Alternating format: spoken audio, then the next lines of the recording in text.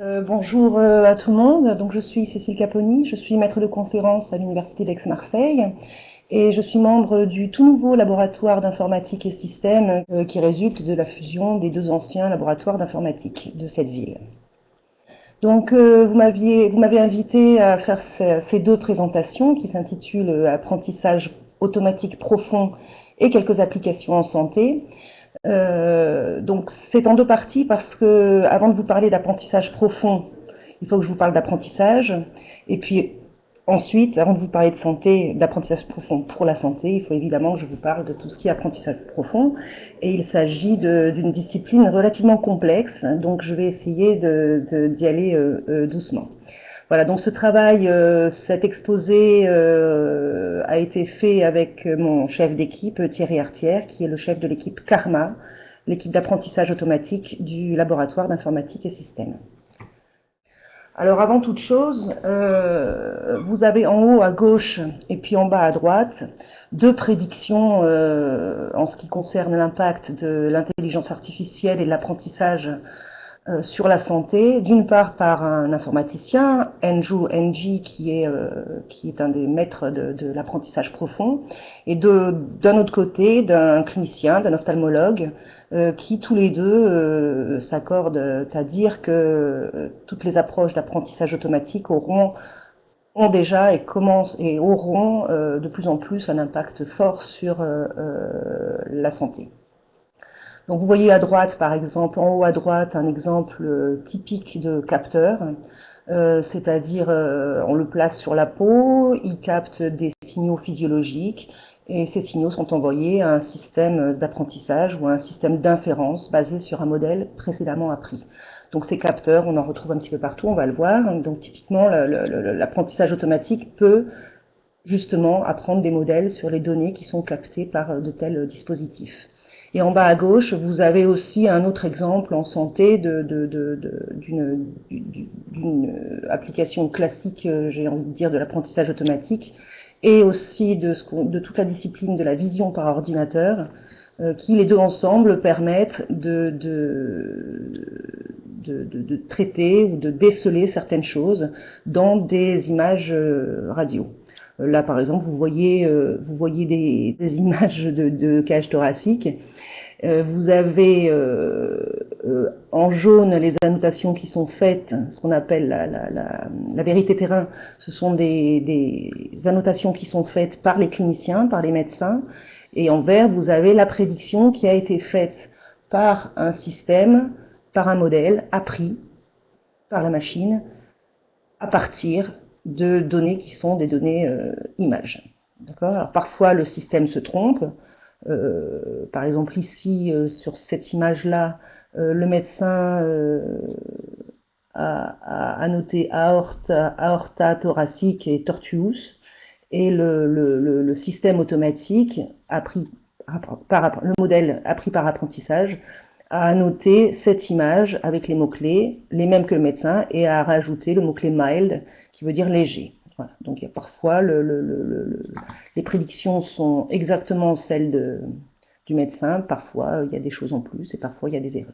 Hein, c'est tout ça qu'on va voir ensemble aujourd'hui, surtout comment fonctionnent ces modèles. Alors je vous parlais de capteurs. Là, je vous introduis une image d'un être humain et tout un ensemble d'endroits où on peut positionner des capteurs qui vont capter des signaux physiologiques, mais aussi en imagerie. Donc ça existe, il y a plusieurs façons de capter des informations du cerveau, de l'oreille, des yeux, des muscles, etc., etc. Et il faut bien comprendre que chaque fois qu'on a un capteur qui permet justement d'extraire de l'information directement du fonctionnement du corps humain, on peut derrière appliquer des modèles. Alors, vous connaissez tous, j'imagine, les modèles statistiques. Par-dessus ça, on peut appliquer des techniques d'apprentissage automatique pour inférer ou pour annoter des données qui arriveront plus tard. Donc évidemment, tous ces champs peuvent être investis par l'apprentissage automatique. et pas seulement. C'est-à-dire que là, quand on parle de santé, alors je sais bien que quand on parle de santé, on parle surtout de médecins, mais en amont, il y a aussi parfois des biologistes qui travaillent sur des données. Et donc, il faut savoir que l'apprentissage automatique est depuis plusieurs dizaines d'années appliqué justement à essayer de construire des modèles sur des données qui sont plutôt biologiques, que ce soit au niveau directement de l'ADN, après la transcription, sur l'expression des gènes, etc. Et ce sont des applications qui ont des impacts immédiats sur différents champs liés à la santé, par exemple la conception de médicaments, l'étude, le diagnostic de cancer, etc. Donc c'est tellement vaste qu'évidemment, dans la deuxième partie de ce travail, je ne pourrai pas tout vous montrer, mais j'ai essayé d'extraire quelques applications justement de l'apprentissage profond en santé. Voilà, donc dans un premier temps, aujourd'hui, je vais vous parler d'apprentissage automatique, qui se dit machine learning, et puis je vous parlerai d'apprentissage profond, c'est-à-dire le deep learning, et puis dans la deuxième partie, j'aurai plus un regard sur l'application de l'apprentissage à des problématiques en santé. Alors, l'apprentissage automatique, que l'on appelle aussi parfois l'apprentissage artificiel ou encore l'apprentissage machine, c'est une discipline qui fait appel à l'informatique, aux mathématiques, à la statistique, et c'est une des disciplines de ce qu'on appelle l'intelligence artificielle. Là, quand on parle d'intelligence en apprentissage automatique, on parle surtout de la notion d'apprentissage. Voilà, on apprend. Les humains apprennent, les animaux apprennent, et bien maintenant on essaie de faire en sorte que les machines apprennent. Donc qu'est-ce que c'est que l'apprentissage automatique? C'est tout ce qui concerne le développement et les analyses qui permettent à une machine d'évoluer dans son environnement. Donc j'ai mis ça en rouge parce qu'il y a le mot machine, il y a le mot évoluer, et puis il y a le mot environnement. Et qui permet à cette machine d'évoluer dans son environnement grâce justement à un processus d'apprentissage, c'est-à-dire d'observation de l'environnement et donc de prise de décision. Donc, ce que font les méthodes d'apprentissage automatique, c'est qu'elles permettent d'apprendre des modèles qui traitent automatiquement des observations de l'environnement. Donc, qui dit observation dit souvent probabilité et donc derrière statistique. C'est une discipline qui permet d'acquérir des connaissances, dans la mesure où elle construit des modèles sur des connaissances déjà observées. Et c'est une discipline qui cherche, donc, et c'est très important, à minimiser les erreurs de comportement dans son environnement. C'est-à-dire qu'on apprend à évoluer dans son environnement en faisant le moins d'erreurs possible, par rapport généralement à un objectif précis. Donc ce sont des méthodes que l'on retrouve donc dans des machines, et donc c'est-à-dire dans des robots, dans des téléphones, dans des programmes d'ordinateur, etc. Et donc il y en a un petit peu partout, comme tout ce qui est informatique maintenant. Et ça permet d'aider à prendre des décisions à partir d'observations faites sur l'environnement. Donc où est-ce que voici quelques exemples d'applications les plus anciennes de l'apprentissage automatique. C'est voir et reconnaître des objets sur des images ou dans des vidéos. C'est arriver à reconnaître ce qu'on appelle des caractères manuscrits, c'est-à-dire que vous écrivez une lettre A et une lettre B, etc. Et votre système qui aura été appris permet automatiquement de reconnaître que ce que vous avez écrit est un A ou un B ou un C, avec une certaine probabilité d'erreur. Ça permet de classer automatiquement des appels téléphoniques. Ça aide évidemment au diagnostic médical, puisque là on observe des symptômes chez les patients ou des caractéristiques physiologiques issues de capteurs, etc. Et là je précise bien que c'est une aide au diagnostic médical, parce qu'il y a on entend beaucoup dire que ça va remplacer les médecins, etc. Pas du tout, hein, c'est un système automatique qui est là pour aider et non pas pour remplacer. Ensuite, on retrouve évidemment l'apprentissage automatique dans tout ce qui est web, et notamment la fouille, les moteurs de recherche, les choses comme ça. Bon, voilà, ça aide à plein de choses, hein. Je ne peux pas faire une liste exhaustive de toutes les applications de l'apprentissage automatique, parce que vous savez que depuis quelques années, il y en a de plus en plus, et que c'est limite un mot, ce qu'on appelle un mot buzz. Donc il y a de plus en plus de choses qui se font à l'aide de ces techniques. Donc c'est ce qu'on va voir aujourd'hui. Enfin, on va voir un petit peu qu'est-ce que c'est en pratique l'apprentissage automatique. Donc là, je vous montre un exemple. C'est un arbre. C'est un arbre qui permet de classer les animaux à partir d'une description de ces animaux. Donc vous voyez par exemple tout en haut, on vous demande est-ce que l'animal a des poils. Alors si on répond oui, ben on va à droite, si on répond non, on va à gauche. S'il a des poils, à ce moment-là, on va demander quelle est la taille de ses pattes. Si la taille de ses pattes est supérieure à 5, je sais pas, 5 mm, j'imagine, alors on va dire que c'est un mammifère, etc. Donc en fait, au fur et à mesure où on part du haut, et au fur et à mesure où on répond à des questions sur la description de l'animal, on va dans les nœuds, dans les feuilles, pardon, là où il n'y a plus rien qui part, dans ce qu'on appelle les feuilles de l'arbre, on va décider de quel animal il s'agit. Donc ça peut être, on peut reconnaître des poissons, des reptiles, des coquillages, des insectes, etc. Alors cet arbre, il aurait pu être conçu par un humain. D'ailleurs, il y a des gens qui font des modèles comme ça, sans apprentissage. Cet arbre-là, il a été conçu par un système d'apprentissage à partir de l'observation d'un échantillon d'animaux. Où dans cet échantillon, il y avait des animaux, donc il y avait des mammifères, des insectes, des poissons, des oiseaux, etc. Et chaque animal, donc animal en particulier, on avait plusieurs insectes, plusieurs oiseaux, etc. Et chaque animal en particulier a été décrit en fonction de ses différents attributs. Donc parmi ces attributs, il y a tout en haut, vous voyez la présence ou pas de poils, il peut y avoir la présence de plumes, la longueur de jambes, etc. Donc ça, c'est ce qu'on appelle des attributs. Et il existe un algorithme d'apprentissage qui, à partir de ce tableau de données, finalement, où sur chaque ligne on a un exemple et sur chaque colonne on a la valeur d'un attribut, possède ou pas des cheveux, possède ou pas des plumes, etc. Donc à partir de ce tableau de données, qui est un échantillon que l'on considère représentatif, un algorithme d'apprentissage a été entraîné et a produit ce modèle. C'est un algorithme d'apprentissage qu'on appelle l'algorithme d'arbre de décision et qui permet, en sortie, d'apprendre un modèle qui est un arbre. Voilà.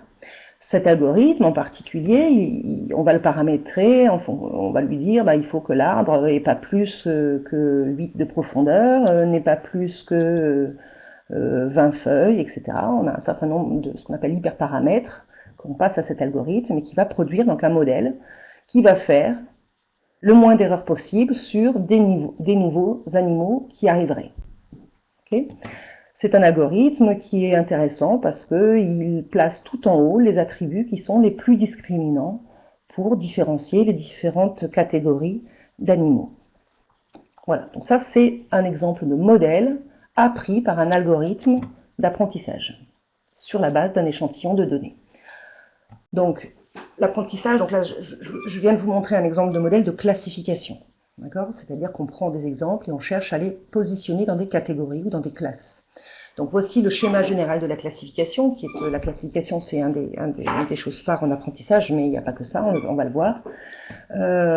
On a l'environnement dans lequel on évolue, on observe des choses dans cet environnement qui produisent, et ceci produit un ensemble de données. D'accord ? Donc on a à notre disposition un ensemble de données, donc c'est tout ce qui est en haut, et cet ensemble de données, qui va être plus ou moins débruité, pré-traité en fait pour être assez joli, assez utilisable, on va lui appliquer donc un algorithme d'apprentissage, c'est ce que je vous ai montré tout à l'heure avec l'algorithme de construction d'arbres de décision, et en sortie, donc on a cet algorithme qui va traiter les données, et en sortie, on va produire un modèle de classification, comme l'arbre que je viens de vous montrer. Et une fois qu'on a ce modèle, la troisième étape, c'est ce qu'on appelle l'étape d'inférence. On prend une nouvelle donnée, d'accord, qui est, je ne l'ai pas noté, mais qui est issue évidemment du même environnement et qui a les mêmes caractéristiques que les données qui nous ont servi à apprendre. Cette donnée, on la fournit au classifieur, donc sa donnée avec la description de ses attributs, et le classifieur va lui associer une étiquette. Je prends par exemple un nouvel animal, je donne sa description en termes de poils, de plumes, de longueur de pattes, etc. Et en sortie, le modèle qui aura été appris va me donner l'étiquette qui a la plus grande probabilité d'être celle de cette nouvelle donnée. Voilà. Donc ça, c'est le schéma général de la classification. La classification, c'est un aspect de l'apprentissage automatique. Enfin, des problèmes traités par l'apprentissage automatique. Alors, je vous ai parlé tout à l'heure de tableaux de données. Donc là, on va revenir un petit peu sur cette histoire d'échantillons. Je vous donne un autre exemple que celui des animaux. On va prendre l'exemple des champignons parce qu'il est intéressant, parce qu'il me permet de vous présenter plusieurs concepts. Donc, les données qui nous servent à apprendre sont représentées numériquement, évidemment, parce que si ce sont des données que l'humain ne fait qu'observer, ça ne va pas beaucoup servir à l'ordinateur. Donc voici un petit peu les notations que l'on utilise. Là, on est en classification binaire. Donc on considère qu'on a un échantillon fini de données, qu'on nomme souvent grand S. Ces données sont des couples d'observation. Le X, c'est la description de la donnée, et le Y, c'est sa catégorie. D'accord ? Donc X appartient à un espace de caractéristiques ou de descriptions. C'est souvent un vecteur, mais ça peut être n'importe quoi, ça peut être un texte que l'on va traduire après en vecteur. Et puis Y, ce sont ce qu'on appelle des étiquettes ou bien des classes. Et en classification, ce sont des étiquettes binaires, -1 ou +1. Par exemple, dans le cas de ces champignons ici, l'étiquette, ça va être vénéneux ou comestible. D'accord ? Donc, ici, dans cet exemple, on a un échantillon de données qui est un échantillon de données benchmark. Pour nous, ça signifie que ce sont des échantillons très connus, des gens qui font de l'apprentissage automatique. On a un peu plus de 8000 données sur des champignons. D'accord ? Pour chacune de ces données, on a 22 attributs qui correspondent à la description du chapeau du champignon, à sa tige, à son pied, etc., à ses anneaux potentiels, etc. Donc ce sont des attributs soit numériques, soit symboliques. Là, j'ai mis que des attributs symboliques. Et puis, donc, vous avez ici la décision P pour poison et E pour mangeable, comestible. Pardon. Puis vous avez ici les 22 attributs. Et donc c'est à partir de tableaux de données comme ça que l'on peut apprendre un modèle justement de classification des champignons. C'est-à-dire si à un moment donné je rajoute une ligne à ce tableau et que je donne cette ligne à mon modèle appris, mon modèle me sortira l'étiquette correspondant à cette nouvelle ligne en faisant le moins d'erreurs possible, parce que c'est ça qui est important. Alors je prends justement l'exemple des champignons, juste pour vous dire que évidemment en apprentissage on cherche dans le modèle appris à minimiser les erreurs que l'on fait, parce qu'il est assez dangereux de prédire qu'un champignon est comestible alors qu'il est vénéneux. Ça peut s'avérer dangereux pour la santé notamment. Alors ça, c'est pour ça qu'on cherche à minimiser les erreurs, c'est pour ne pas se tromper.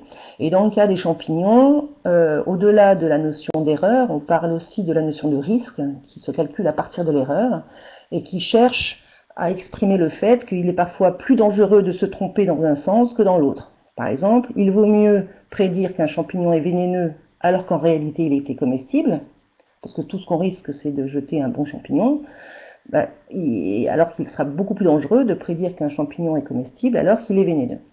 Voilà, donc ça c'est la notion de on fait des erreurs, et ces erreurs ont des coûts, et il faut savoir qu'en apprentissage, on prend aussi en compte cette notion de coût.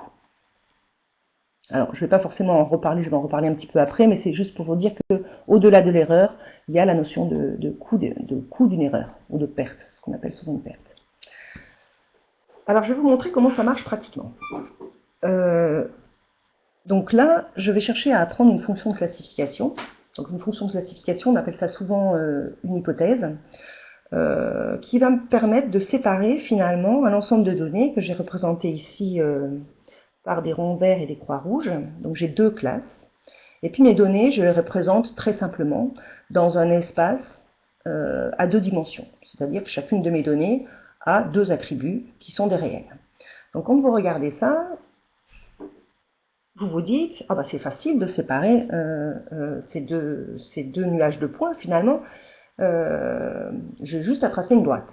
Alors évidemment, c'est une des choses que l'on fait souvent, c'est-à-dire qu'on cherche parfois à simplement produire une droite qui me permet de séparer les verts et les rouges. Et donc l'algorithme d'apprentissage, c'est l'algorithme qui va estimer quels sont les coefficients de cette droite, pour que les données soient séparées le mieux possible. Là, c'est ce qu'on appelle de la séparation linéaire dans le sens où là, en deux dimensions, on cherche une droite Et donc on cherche 2 voire 3 coefficients de cette droite. 2 coefficients de cette droite, pardon. Alors, ce qu'il faut bien comprendre, c'est que ce que fait donc l'algorithme d'apprentissage, c'est qu'il va chercher une droite. S'il cherche dans l'espace des droites, il va chercher une droite qui sépare mon ensemble, mes deux classes. Donc là, il a produit une première droite qui est très proche des verts et qui est assez loin des rouges. D'accord? Par exemple, c'est une droite qui touche quasiment ce point-là, alors que je pourrais avoir d'autres droites possibles. Hein. J'ai celle-ci, par exemple, qui est plutôt du côté des rouges. Et puis j'ai celle-là, qui est un peu plus penchée. J'ai celle-ci qui est encore plus penchée, d'accord, mais qui continue à bien séparer mes données. Et dans toutes ces hypothèses que calcule donc l'algorithme d'apprentissage, il y en a qui sont meilleures que d'autres. D'accord? Donc c'est ça, quand on calcule le séparateur, on cherche à calculer le séparateur qui est le meilleur. Alors, il peut être le meilleur. Qu'est-ce que ça veut dire d'être le meilleur? Ça veut dire que déjà, il faut qu'il sépare bien, si possible, au mieux, les données d'apprentissage. Donc celles qui sont ici représentées. D'accord?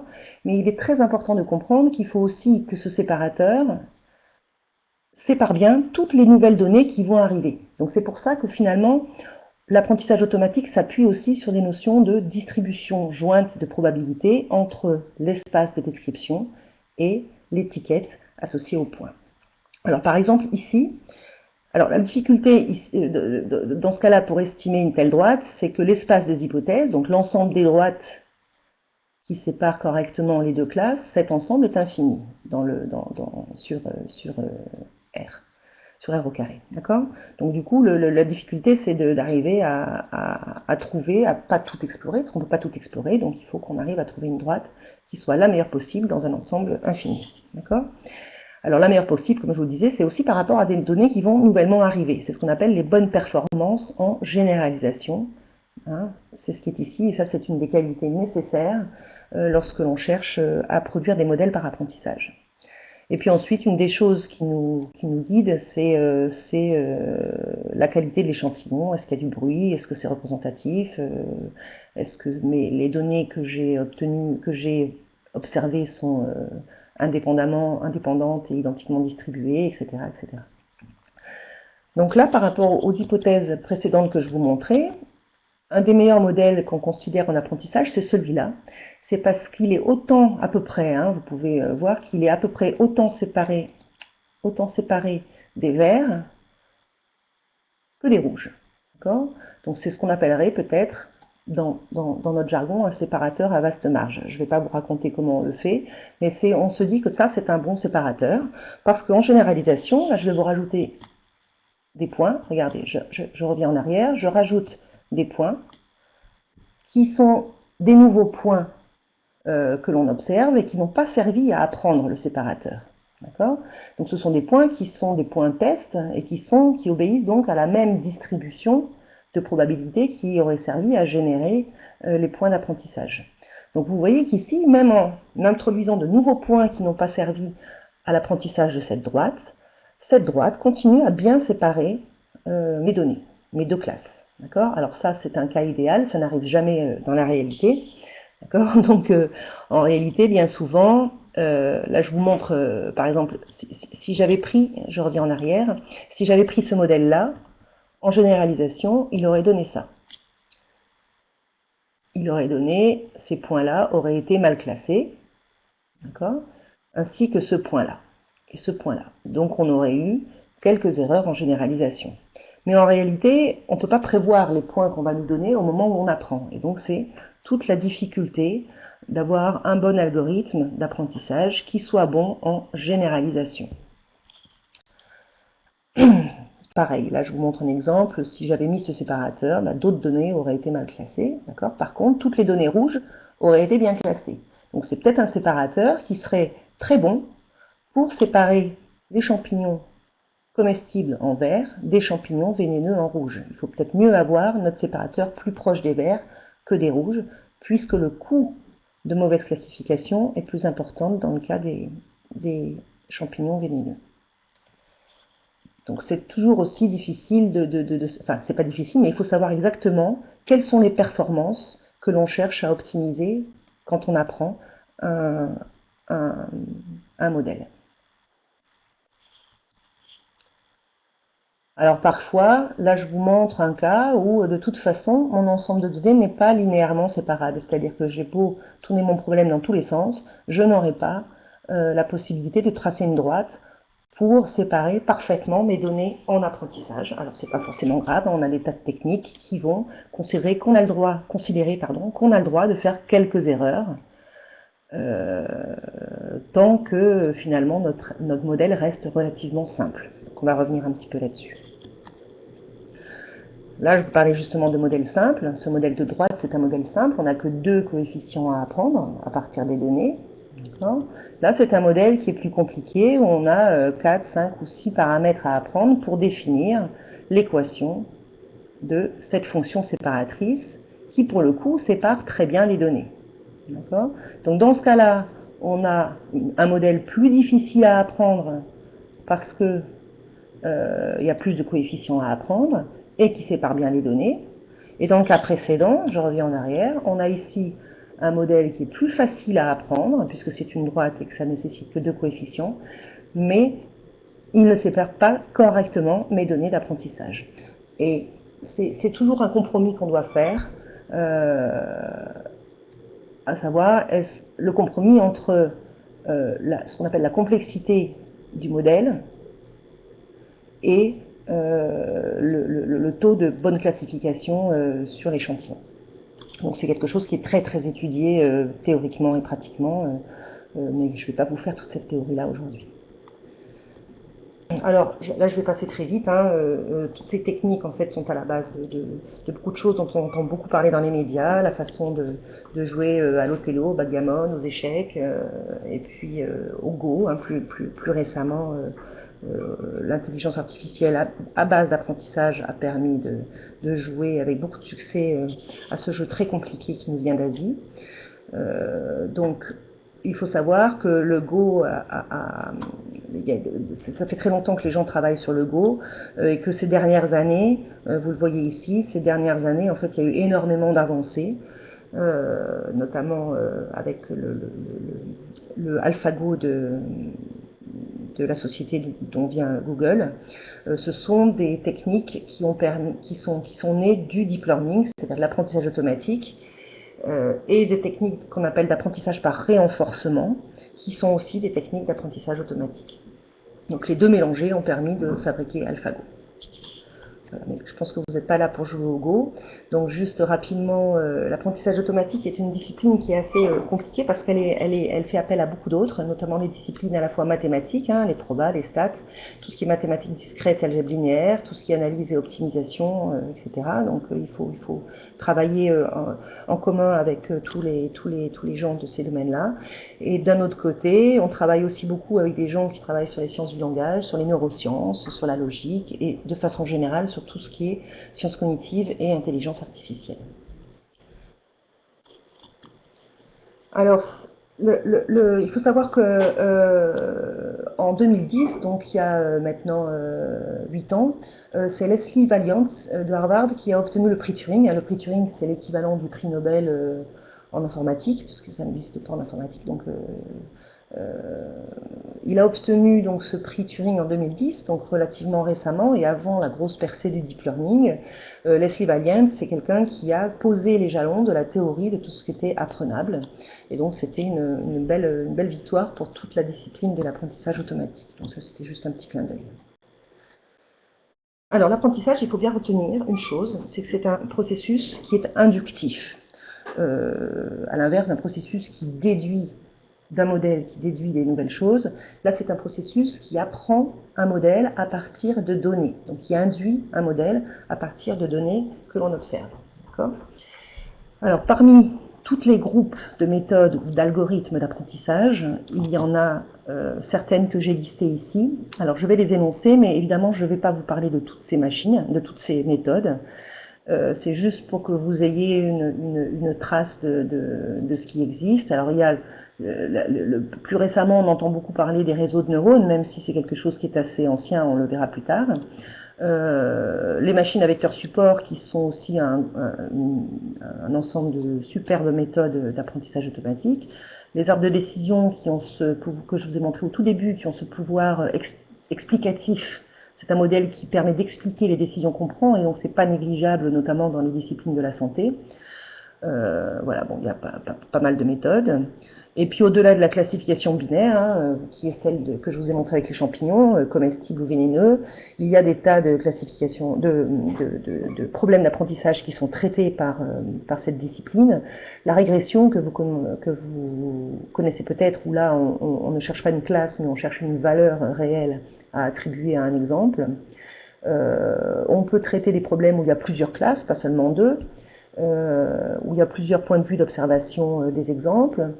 Il y a tout ce qui est ordonnancement, c'est ce que fait par exemple quand vous faites une recherche Google, vous avez ce que trouve Google, toutes les pages que Google trouve et qui correspondent à votre requête vont être ordonnancées sur un critère de pertinence par rapport à votre question. Donc là, cet ordonnancement se fait avec de l'apprentissage automatique entre autres. Il y a tout ce qui est apprentissage actif, donc ça c'est important, tout ce qui est aussi apprentissage, je ne l'ai pas mis ici, qui est l'apprentissage online, c'est-à-dire que les données arrivent petit à petit. Il y a les cadres semi-supervisés où on n'a pas forcément toutes les étiquettes pour tous les exemples de l'échantillon de données. Il y a le cadre non supervisé où là on n'a pas du tout d'étiquette et ce que l'on cherche à faire c'est essentiellement à partir des données essayer de trouver des clusters, de regrouper les données en groupes à l'intérieur desquels on a des similarités entre les exemples. Donc là aussi on a des algorithmes d'apprentissage et puis il y a tout ce qui est apprentissage de représentation alternative à la représentation initiale des données et c'est ce que fait notamment le deep learning. Donc je les ai mis tous les deux en rouge. Le deep learning ne faisant pas que ça. Donc, une chose importante de l'apprentissage, c'est la façon dont on évalue les fonctions de classification.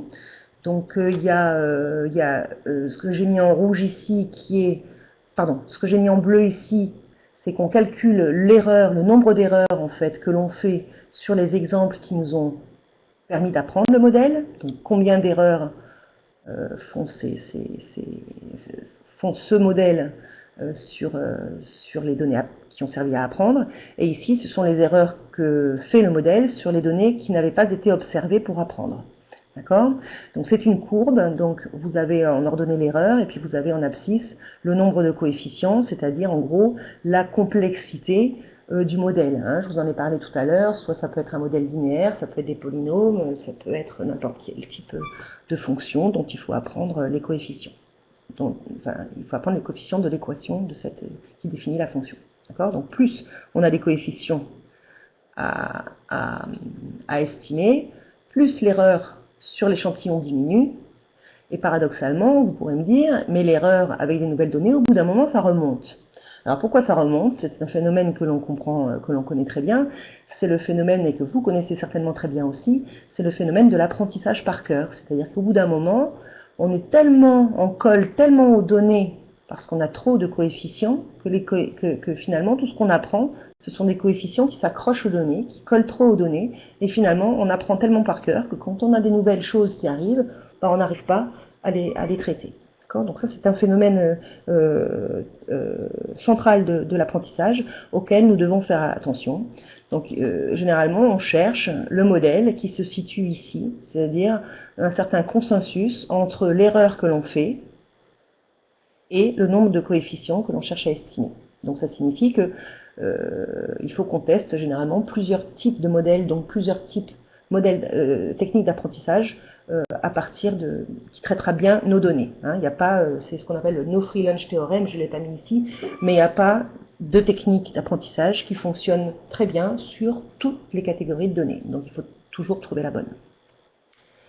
Voilà, donc là je vous ai montré l'erreur, c'est le nombre de fois qu'on se trompe. Par exemple en classification, j'ai prédit qu'il était comestible alors qu'il était vénéneux, je me suis trompée. Ça peut avoir un certain coût, d'accord? C'est ce que j'ai représenté ici par l'erreur.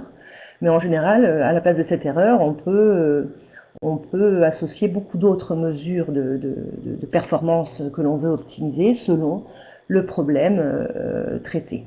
Hein, en apprentissage, on parle beaucoup de précision-rappel. Il me semble qu'en santé et en biologie, vous parlez surtout de spécificité, et j'ai oublié l'autre terme. Voilà, il y a plein d'autres façons de traiter, de mesurer les performances d'un modèle. D'accord ? Le plus important quand on met en œuvre ce genre de technique, c'est de faire attention à ne pas apprendre par cœur. C'est ce qu'on appelle savoir généraliser. Et c'est d'être conscient qu'on a une forte dépendance évidemment à la qualité et à la taille des données. Donc il faut aussi soigner un petit peu son échantillon, s'assurer qu'il est représentatif, etc. Et donc pour arriver au consensus dont je vous parlais ici, il faut faire ce qu'on appelle de la sélection de modèles pour essayer de trouver celui qui ne sera pas parfait, parce que généralement ça n'existe pas, mais qui soit le meilleur que l'on puisse trouver sur les performances que l'on cherche à optimiser. Alors, ça, c'est ce que l'on formalise. Alors, je vais passer un petit peu rapidement dessus. Hein. C'est simplement, il y a des mots-clés ici qui sont les mots-clés espace d'entrée, on a déjà vu, espace des cibles. Alors, ces cibles, c'est les étiquettes, mais ça peut être aussi des réels ou des vecteurs, ça peut être plein de choses. On suppose évidemment que les données qu'on observe ont été générées aléatoirement par un processus qui se base sur une distribution, mais on ne connaît pas cette distribution jointe entre les descriptions et les cibles. On dispose d'un échantillon d'apprentissage qui est idé selon notre distribution, et on considère la fonction de perte ou de coût dont je vous parlais, c'est-à-dire qu'elle va être plus grande dans le cas de quand on a prédit qu'un champignon était comestible alors qu'il était vénéneux, et plus petite à l'inverse. Cette fonction de perte sera une forme d'erreur. Et donc ce que l'on cherche à faire, c'est à minimiser, quand on apprend en fait, on cherche à minimiser ce qu'on appelle le vrai risque, c'est-à-dire, le vrai risque c'est ça, c'est la probabilité selon la distribution qui est supposée exister autour des données, cette probabilité que notre classifieur H ou notre prédicteur H se trompe, c'est-à-dire que pour une donnée X, il va prédire la mauvaise étiquette. D'accord ? Et donc c'est ça qu'on cherche à minimiser, et il y a plein de techniques pour faire ça. Je passe un petit peu vite. Mais je vais quand même vous introduire un minimum de choses sur l'apprentissage profond.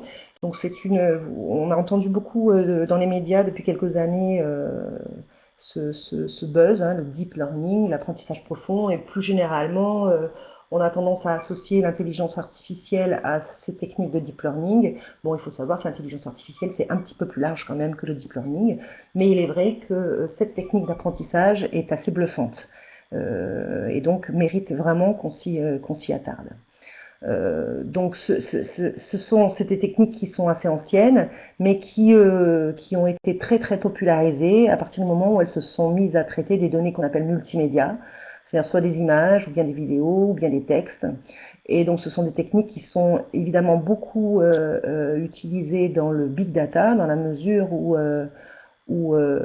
elles permettent de prendre en compte des millions de données. Et quand je vous dis des millions d'images, quand on est en haute définition, chaque image a aussi une certaine taille.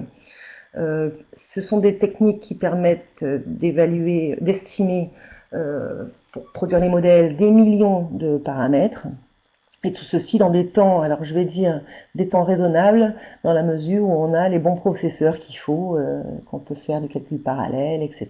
Donc il faut quand même des gros moyens pour mettre en œuvre ces techniques sur des énormes bases de données. Donc là, je vous montre cette révolution. Donc ça, c'est ce qu'on appelle un réseau convolutionnel. J'en parlerai un petit peu plus tard. Et donc ça permet, donc à gauche, vous avez le réseau en lui-même. Ce réseau qui est appris à partir de données d'entrée. Et ce que apprend le réseau, en fait, c'est toutes les connexions entre les différents neurones de ce réseau. D'accord ? C'est ça que fait le deep learning, mais d'une façon assez compliquée. Et en sortie, on a un modèle qui, à partir d'une nouvelle image, dans le cas du travail de Yann Lequin, qui nous permet derrière d'étiqueter, d'associer des mots à ce qui est représenté sur l'image. Donc là, vous avez une certaine probabilité de voir une voiture, une probabilité plus faible de voir un camion, encore plus faible de voir un avion, etc. Mais avant d'obtenir cette décision ou cette annotation de l'image, la représentation initiale de l'image en tableau de pixels de couleurs passera par un certain nombre de réseaux, de couches d'un réseau de neurones.